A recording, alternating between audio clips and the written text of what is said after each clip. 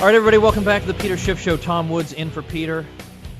Very glad, as always, to be joined by the great Bob Murphy, Robert P. Murphy, the guy who is the thorn in Paul Krugman's side, who knows Krugman's views inside and out, who remembers something Krugman blogged 2.5 years ago and can point out contradictions. Boy, I'm sure Krugman wishes the guy would just retire, but he's just getting started. Bob Murphy, welcome to the Peter Schiff Show. Thanks for having me, Tom. Now, Bob, first of all, I want you guys to know he's written like a gazillion books. He's written study guides to the great Austrian economic treatises like Human Action by Mises, Man, Economy, and State by Rothbard, Theory of Money and Credit by Mises. He's also written The Politically Incorrect Guide to Capitalism and The Politically Incorrect Guide to the Great Depression and the New Deal, as well as a book for your younger students. People are saying, I wish I had something for my 13-year-old or 14-year-old or 15-year-old to really understand everything you guys are saying. Look up Bob's book, Lessons for the Young Economist, which is a beautiful book, hardback book, looks like a real textbook, except unlike real textbooks, it's not priced at $187. All right, Bob, apart from, now, if believe it or not, there are people in the world, I can't understand this, who are not reading your blog. Apparently there are people in the world not reading your blog at consultingbyrpm.com/blog. So I want you to tell us a little bit about this new video you put up on your YouTube channel I guess just last night, and it's called Inflation is the Plan. I don't want to steal your thunder by explaining what that title means, so you tell us what that's about. Well, sure. So I think, obviously, a lot of people, when the Fed came out with its announcement that people are calling QE3 to, of course, buy $40 billion a month of mortgage-backed securities until it works, lots of people understand intuitively that, whoa, that's going to cause massive price inflation. That doesn't sound like a good idea.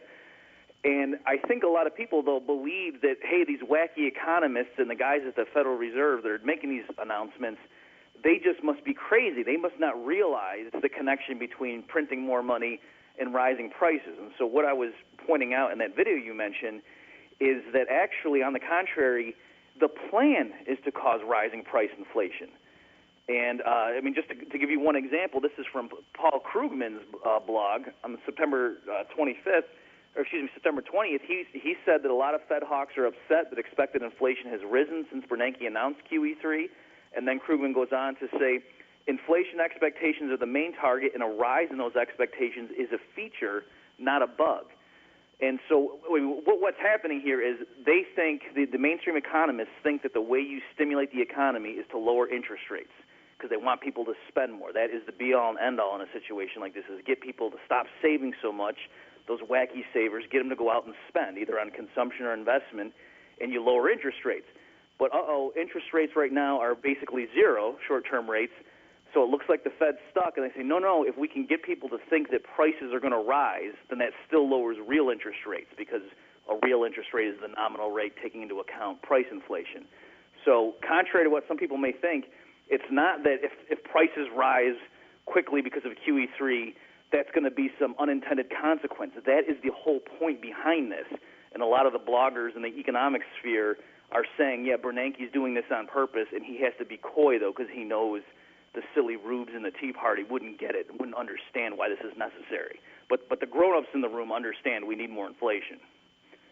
Now, is it that we need more so in other words, it's like what they were saying to the Japanese, that, in fact, what I think even Milton Friedman was encouraging in the 1990s, was that we need to make and these were the words used, a credible threat to the public that the value of their yen is going to go down. And it's going to go down by X% regularly, and so they better unload this money. I mean, are you saying that in a more subtle way that's what they're doing here? Well, yeah, that's exactly what they're doing. You hit the nail on the head. I mean, and Krugman himself, as you know, he's not the most modest guy in the world. He's trying to remind everyone about it. He was the theoretical pioneer in this respect, and he said, hey, this all flows from my work on Japan and the liquidity trap in the 90s, and you're exactly right, Tom, that he's saying that the problem was they thought, with falling or stable prices, you can't get real interest rates to go lower than zero. And so what can you do? The only thing you can do is to convince people, once you hit that zero lower bound, once the nominal interest rates hit the floor of zero, they're saying the only way that the central bank can stimulate is to convince people that down the road inflation, by which they mean price inflation, is going to be higher than usual. Krugman has literally said the Fed right now needs to promise to be irresponsible in the future and needs to credibly promise that. And Krugman, the reason he's so pessimistic about it is he says people just wouldn't believe the Fed if they said we're going to be irresponsible down the road. They would think it was a bluff.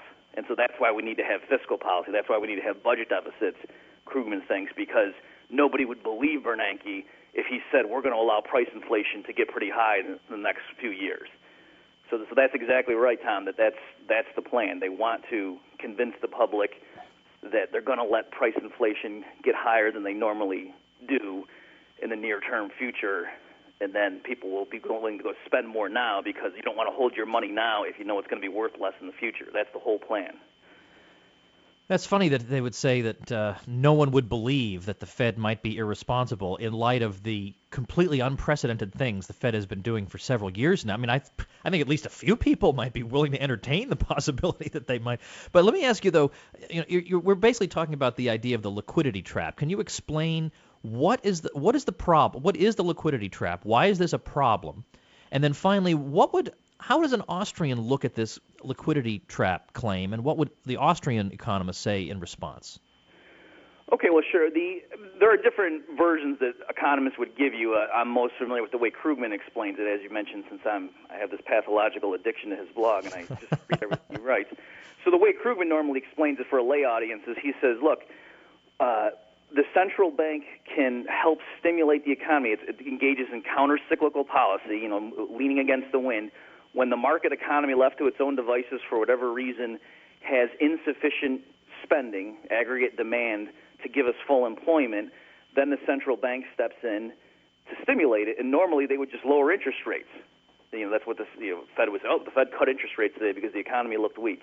And then the lower interest rate, consumers go consume more, businesses are willing to borrow and invest more because interest rates are lower. But what happens in the liquidity trap is because people are fearing price inflation, because people are very concerned, they start hoarding money and so on, that even if the nominal interest rate gets pushed down to 0%, it's still that's not enough to clear the market. That's enough to generate full employment. And so, the reason for the term is what's happening is once you get down at that point, like people are just wanting to hold the money for liquidity purposes, and they're hoarding the cash because they're so uncertain, and then once interest rates are at zero, there's no reason you would want to hold a bond instead of holding just cash because cash serves the same purpose, plus it's more liquid. So that's the idea that the central bank loses traction once you get down to that zero lower bound, and at that point, conventional monetary policy doesn't work because you can't push nominal interest rates below zero. And so Krugman says that's why you need now unconventional things, basically getting people to realize that price inflation down the road is going to be higher, and so the Fed has to make commitments so people think it's going to be irresponsible down the road. The Austrian view, there's lots of things you could say. One, of course, is that in the Austrian view, it's important to understand when you're trying to fight the current recession, it's important to understand, what put us here in the first place? And if you're an Austrian, you think that it was because of previous bouts of monetary inflation that pushed interest rates below what the market rate would have been and gave all sorts of false signals and caused unsustainable projects and an unsustainable boom. So the last thing you want to do is to reflate all the bubbles doing the same so-called medicine that Greenspan used after the dot-com crash. We're just setting ourselves up for another crash down the road. So I think that's the main thing that the Austrians would say, that what we're doing right now in response to this is exactly the same type of thing that Greenspan did, and look what that got us. It just gave us the housing boom. Now, one last thing before we go to the break. When the QEs started coming out, you sometimes would hear critics of the Austrians say things like, look, gosh, these Austrians are so clueless because quantitative easing, they think it's some big inflationary program. All it is an asset swap. It's, a big deal. Can you explain what do these people mean and why are they wrong? Okay, yeah. So what they mean is a lot of times you're right. They'll say things like, yeah, you rubes, you Austrians. First of all, they're not printing money. We don't do that anymore. It's all electronic. And they'll say it's not right to think of it as just literally showering money on the economy out of a helicopter, the way that Bernanke or Milton Friedman sometimes write fancifully. That, yeah, the Fed, all it's doing when it does QE, if it creates $10 billion worth of new reserves at the Fed and then buys $10 billion worth of mortgage-backed securities from somebody in the private sector, well, from the person in the private sector's point of view, it's not that they were just given $10 billion for free. No, they had to give $10 billion worth of bonds, and now they have $10 billion worth of reserves.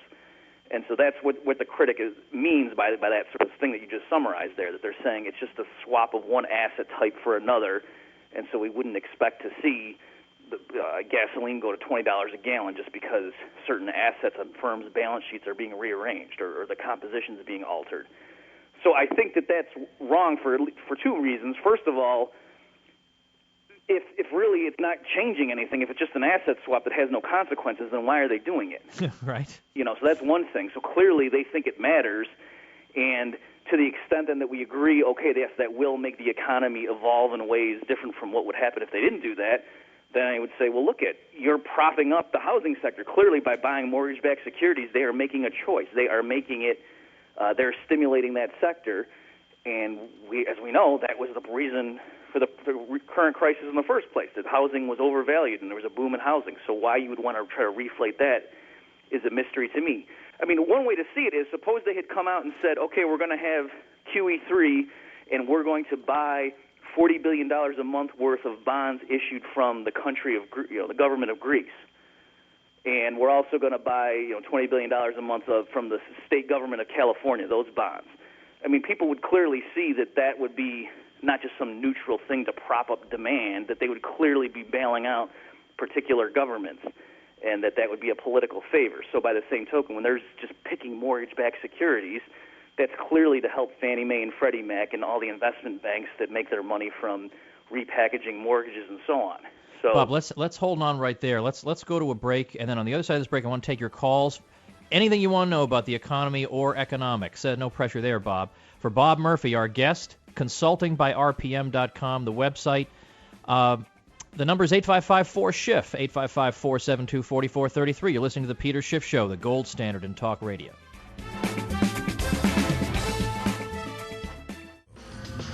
This is the Peter Schiff Show, but it's Tom Woods in for Peter, and I am joined once again by Bob Murphy of consultingbyrpm.com, which I strongly urge you to visit and put that blog in your RSS reader. Follow Bob closely. You'll learn a lot. He's one of these guys. He can speak to scholars and the general public. Usually it's one or the other. Bob, we have got a full board of calls, so we're just going to try and take as many of them as we can. 'Cause I'd love to keep you over, but I have another guest lined up at the top of the hour, so let's just jump right in, and let's go to KC in New Haven, Connecticut. Welcome to the Peter Schiff Show. Hi. Am I on? Yes. Hi. I have a question for Bob Murphy. I really like how he doesn't sort of straw man the Keynesian position in his lectures and posts.